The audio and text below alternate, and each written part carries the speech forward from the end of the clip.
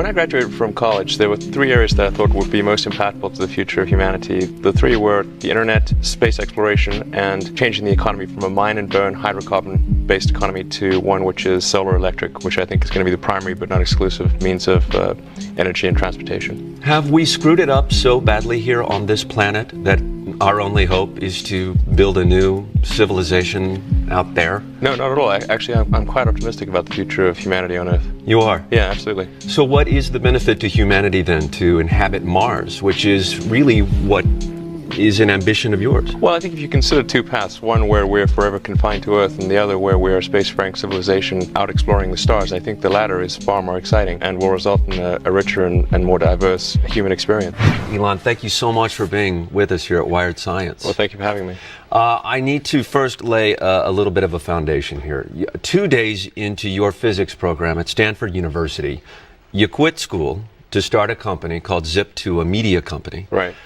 Which you sold a few years later for a paltry $307 million. Then 4 years later, eBay buys PayPal. Is that correct? A company Yes. that you established or helped to establish as one of the creators? With a few others, yeah. And now you've taken those two enormous successes and you've set your ambition on space. How did you go from online payment systems to building a spaceship, essentially?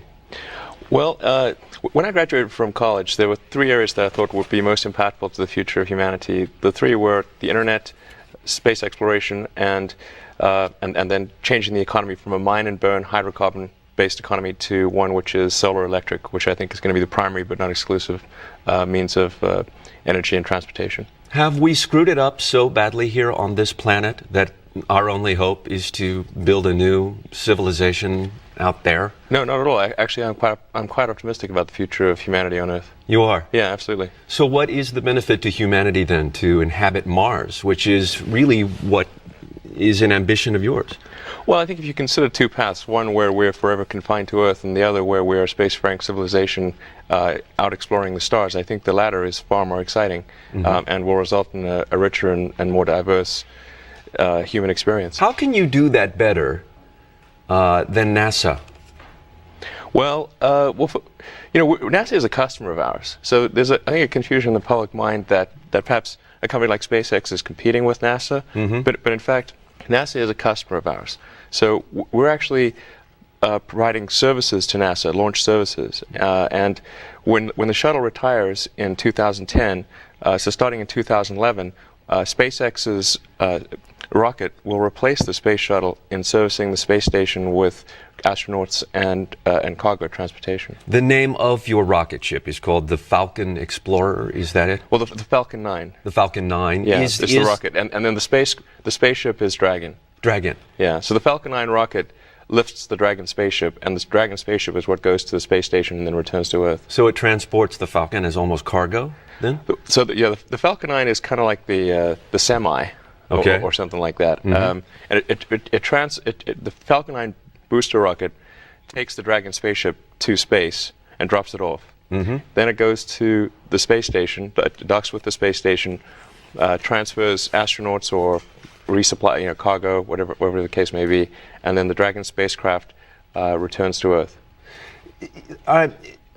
Reading some of the speeches that you have given in your career, and how old you're? You mean like you're practically 23 years. You're 23 years old. Is that it? I'm actually 12. You're 12. Yeah. I was going to say you look terrific, but you have said that we got lost along the way with our space program. What did you mean by that? Right. I think that was in some of my congressional testimony. I gave a few speeches to Congress. Well, what I mean by that is, in 1969, we were able to go to the moon, and here we are, over 3 decades later, and we can barely get to low Earth orbit. And I think, by any measure, that is a step backwards. Is that for a lack of leadership or technology? I think we made the wrong technological choices, and I think there was also a lack of will at the highest levels of government to take the next step and go well, at least stay on the moon and perhaps build a base there, and then go beyond the moon to Mars. And if you look at the news articles in the late 60s, early 70s, the expectation was that by now, in the 21st century, we would have a moon base and probably even a Mars base. And I think if you'd asked anyone at that point in time whether we would be unable to go to the moon and not have been to Mars, I think they would think you're crazy. Do we need leadership in that realm? Do we need a John F. Kennedy who sets a goal for us when he said one day a man will walk on the moon? Do we need that kind of leadership for this technology to move forward in that big step? I do think it's very important the president set the priority and determine the goal that we as a nation will aspire to. And George Bush has his pluses and minuses, but at least one plus is that he has helped to steer the space program in a direction that more or less makes sense.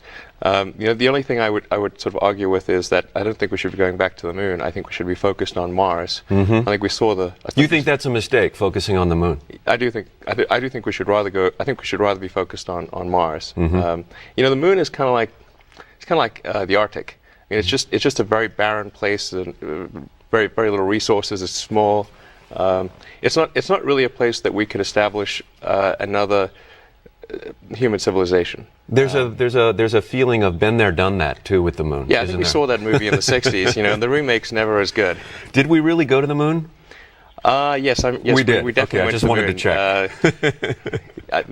The government is incapable of suppressing a conspiracy of that nature. Of that nature. So, okay, good. This ambition to explore space.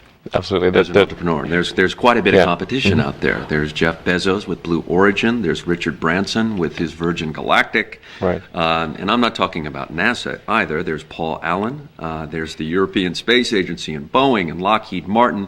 The Chinese, the Russians. Let's just throw all of them into the Everyone's same doing sort of competitive field. How is SpaceX different? How do you think you'll sort of surpass them? Well, you've listed a wide range of entities there, and I think the differences are really different depending upon which one you're referring to. Well, let me ask you this question. Yeah. Who is your competition? We have no serious competition. None? Not presently. Who's chasing you? Well, if you mean chasing and has a serious chance of catching, then I think none that I'm aware of.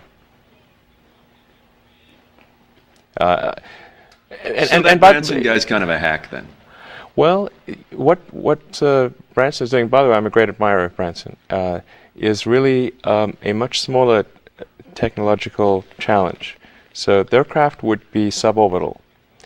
So it would go to about Mach 3. Our craft is orbital. It goes to Mach 25, so 25 times the speed of sound. But that doesn't describe the whole scale of difficulty, because the energy required to get to those velocities scales as the square of the velocity. So to do what Branson is doing, you need, say, about 9 units of energy. To do what we're doing, you need 625 units of energy. The difference is monumental. And then when you re-enter, you have to burn off all that energy. So that doubles the problem, really. So I mean, what Branson is doing from a technological standpoint is building something that can cross the English Channel. What we're building is something that can circumnavigate the globe. It's a very different scale of technological difficulty. I still think what he's doing is great. And by the way, I bought a ticket on his effort. You did? Yeah. So I still think it's great, but it's not in the same league technologically. So you're not particularly worried? Certainly not about certainly not about that. No. The things that worry me are we going to make a mistake? Are we the things that can really hurt SpaceX are, I mean, our own foolishness, our own errors can hurt us, but none of the competition that I'm aware of. So generally, you're worried about what's in front of you, not the other guy. In fact, you probably don't think about them in terms of how they criticize you or what they think about you. I don't think there's much criticism. I mean, Boeing and Lockheed, of course, they would criticize, but I don't think any of the entrepreneurial guys would criticize what we're doing. And it's certainly possible, I think, what Jeff Bezos is working on could ultimately, I mean, he does have aspirations to get to orbit and beyond. It's just that what they're doing right now is suborbital and at the sort of lower technology level. What I think about at SpaceX is really entirely what are we doing to ensure that our rocket is going to be successful and that we are truly optimizing the cost and ensuring high reliability. I mean, that's just a very, very difficult problem. And there's a reason why there's an idiomatic expression about rocket science being hard. It really is really hard. So rocket science really is rocket science. Yeah. It looks hard, and it's harder than it looks. What's the big goal here? What's the long-term plan? Well, the long-term ultimate objective, the Holy Grail, is we would like to help make life multiplanetary. That's really what we'd like to do. So establish societies on as many planets as possible? Well, yeah. Well, I think there's only one possibility, but yeah. I mean, even if we can just go from one planet to two, I think that's a pretty big step. And you'll start with? Well, Mars. Mars is the only viable planet. Viable planet. Yeah. So multiplanetary life. Yeah. It's help make life multiplanetary. I think that's an important thing. I don't think your goal's big enough. Ha! Yeah. It's ambitious. Well, like I said, we don't expect to do it single-handedly, but we certainly would like to help make it happen. It's fair to say you've made a fortune. Yeah, I think so, by any reasonable standard, yeah. And, you know, those who work in science probably understand your trajectory, but there are those who are watching who would think, if I made that money, I'd sit on a beach, I'd drink beer, and I would just watch the sunset. Kind of like a Corona beer commercial. Have you ever thought about that as a career option? You know, I find that really pretty boring. So that would be torture. If I had to do that every day, that would really be pretty awful for me. Is there something about startup businesses that really fuels your desire to work? Well, I guess I really need to be preoccupied with something. And if I'm just sort of sitting there relaxing, I can only do that for a very short period of time, and then it becomes unbearable. Although startups definitely have their highs and lows. And there's a friend of mine who has a good phrase, you know, a startup business is like eating glass and staring into the abyss. What is the criteria that you establish for yourself for a startup? You mean why one business over another? Yeah. Well, for me, it's always about, does what I'm doing matter? If we are successful, does it matter to the world? And so there are easier ways to make money than starting a rocket company or, say, a car company. Or even when I started an internet company, because when I started the first internet company, nobody had made any money, and it wasn't clear that anyone would make any money. It was simply from the perspective of the internet being a very important thing and something that needed to be built, and so I wanted to help build it. Well, you touch upon something that's interesting, is that that benefiting humanity is a very integral part of your criteria, no matter what you're starting up. Yes, absolutely. Really? Not everybody has that as a prime interest. No, I think that's probably relatively unusual, although there are many people that I know in Silicon Valley for whom that is a significant motivation. You said in your endeavor here to explore space that we are committed to failing in a new way, if nothing else. What did you mean by that? Just how it sounds? Well, I mean we're committed to succeed, really. But if we do fail, I would hope that we at least add to the body of knowledge such that those who follow may make fewer mistakes. Now, if Mars were not enough, you are busy here on Earth. The world is not enough. That's right. Where? What? Have you no limits, my friend? Here on Earth, you are establishing a presence, certainly with Tesla Motors. Tell us a little bit about that. This is your electric car company, correct? Right. And this is no hybrid car you could buy on a car lot. This thing goes from 0 to 60 in 4 seconds. Is that right? Yes, absolutely. 0 to 60 in under 4 seconds. It's faster, better acceleration than any Porsche currently in production and any Ferrari except the Enzo. And it's twice the energy efficiency of a Prius. So it's you really have the moral high ground, and you get to leave the Ferrari guy in your dust. So it's hard to beat. Let me ask the obvious. Well, and you don't look like one of those guys who's trying too hard in a Ferrari. Absolutely. Yeah. You don't look like a jerk, You don't in a bright banana yellow Lamborghini or Absolutely. Ferrari. There's something I should point out about Tesla, which is Tesla is the first car is a sports car, not because we think the world lacks for a sports car, but because it is the right entry point for the market. If you have a new technology, the right place to enter is high unit cost, low unit volume. Just as when a new cell phone comes out or a new a new laptop or some new thing, it tends to be expensive at first because they're figuring out all the issues, and it takes time to optimize. And then over time, that technology will become cheaper and cheaper. And so the Model 2 of Tesla, and maybe I'm leaping ahead here, but Model 2 of Tesla is a $49,000 four-door, 5-passenger sedan. And that's going to be obviously a much broader market segment that can make use of that car. And then Model 3 is intended to be around a $30,000 price point, and so that's really affordable by almost everyone who can buy a new car. So the idea is to drive to mass market as rapidly as possible, but only at the pace at which the technology matures. So is Henry Ford someone you admire? Well, I think Henry Ford made some very important contributions to business, and obviously, moving manufacturing line and that sort of thing. So I think he's certainly worthy of admiration. He was a bit of an odd duck, but certainly noteworthy. But the interest in Tesla is not from the perspective of the world needs another car company. It's more from the perspective of we have a very important environmental problem that needs to be addressed, which is driven by the burning of fossil fuels and the increasing CO2 concentration in the atmosphere and global climate change, which I think is going to be one of the most significant issues of the 21st century. And the only way to really get around that, in my view, is really with an electric vehicle. And then you need to pair that up with a zero-emission power generation method, such as solar power. I think solar power is going to be a really big deal. Tesla is not a hybrid car. Tesla is pure electric. Pure electric. Yeah. So help connect the dots for me. Why aren't we seeing Tesla cars on the car lots then? What's keeping them? We haven't made them yet. So we're just finishing up the development right now. And anybody can buy this. Yes. How will you? Well, actually, we've almost sold out of 2007 production. So if somebody does want to buy next year's model, they better act quickly. One of the primary complaints about hybrid vehicles is they're not fast enough. You seem to overcome this. You won't have any trouble with this. In fact, really, there's something uniquely better about electric vehicles, which is that the torque response is immediate. So if you want to pass someone, the response of the car is very immediate.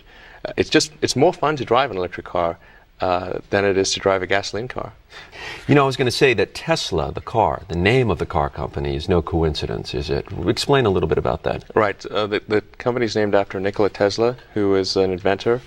He was originally from the area of Yugoslavia in Europe, but he moved to America when he was young and was an inventor of the AC induction motor, invented a lot of the principles of magnetism. So he was a great man, a great inventor, so the company's named in honor of him. So these cars, the Tesla Roadster, the first issue of the Tesla Roadster, available in 2007. Yes. In the spring, the summer? How do you get on the waiting list? Well, you buy the car, you basically put down a deposit, and we've actually. Can you do that through the web? Yeah, we'll have, by the way, customer centers all around the country. So we'll have one in LA, one in the Bay Area, Chicago, Miami, New York, and eventually nationwide customer centers where somebody does want to see the car in person, take a test drive, or see the car being worked on. We have this idea for the way that the cars are serviced that it should be a really pleasant experience. So we have somewhere between like a Starbucks and an Apple store. So you'd go in and you'd see the cars being worked on behind a glass partition. That would be your car you're watching? Yeah, or somebody else's. Okay. Yeah, but it's really clean. It's really clean, present, bright. There'll be sort of a coffee bar available. We really want to have a very pleasant experience that you don't typically get if you go into a dealership. Have you heard from Toyota? Have you heard from General Motors and Ford saying is the company for sale? Nobody's actually made a formal offer, but the interest, I think one of the biggest values that Tesla can provide is serving as an example to the rest of the auto industry, because right now the auto industry, the big car companies believe that a viable electric vehicle is not possible, and B, even if it was, people wouldn't buy it. So we need to show that neither of those are true, that the technology works, that people want to buy it, and that will be the most effective way of really driving change in the auto industry is by serving as an example in that manner. And if we were to sell the company to one of the big car companies, I think it would really slow things down. You think so? Absolutely. You're very busy enterprising the part of your company that will explore space. You're very busy with this car company. Where do you find time to be CEO of two companies that size? Well, I should correct you that I'm CEO of SpaceX. And I'm chairman and CEO of SpaceX, and that is really my day job. So I spend 80% of my time on SpaceX. Okay. I am the chairman and the principal owner of Tesla Motors, but I do not run it on a daily basis. You don't run that on a daily basis? No. Well, that was really the question, was how do you run those two large enterprises on a daily basis? Is it a couple of phone calls to the Tesla folks? How's it going? I'm busy with outer space right now. You guys got that covered? I spent about 2 to 3 days a month on Tesla-related business, and almost all the rest of the time is on SpaceX. So SpaceX is very much my day-to-day job. Mm-hmm. And then I provide product guidance, strategic guidance, and obviously funding for Tesla. Like Steve Jobs, right? So he runs Apple on a daily basis, but he also, has oversight over Pixar. It's kind of like that. Mm-hmm. And in your day-to-day, and this is one of those silly lifestyle questions, but how early do you get up in the morning? And where do you go to work physically? Is it an office? Yeah, I go to work at SpaceX. How early do you get up in the morning? I'm not an early morning person. So for young engineers and for inventors and creators, they can sleep in till 10 or 11? We have no fixed hours at SpaceX, and personally, I tend to get up around 7:30 or 8 and be in the office around 9:30, but then I tend to stay till about 8 p.m. Okay, college students across America are saying, "Oh, drats!" I thought he was going to say like noon. But then you go into an office and you sit with in a separate office away from those who are working, or do you sit with them? No, I just have a cubicle at SpaceX. You have a cubicle? Yeah. And are you surrounded by your colleagues there? Yeah, absolutely. What is your hope in terms of the impact you will leave on culture, this civilization, this world, global civilization? What is it that you hope to leave here? Well, I think what I'd like to do is help solve some important problems. So I think in a small way, I helped build the internet, and then with respect to the global warming problem, the transition from away from oil and other hydrocarbons to something which is clean and sustainable, I hope to have an impact there. And then with respect to space, I hope to have an impact in helping make humanity a multi-planet species. Elon Musk, thank you so much for being with us at Wired You're Science. Let me get it straight, CEO of SpaceX and chairman of Tesla Motors. Yeah, I got other titles, but that's about right. I think that you're doing pretty good. I think you've done very well.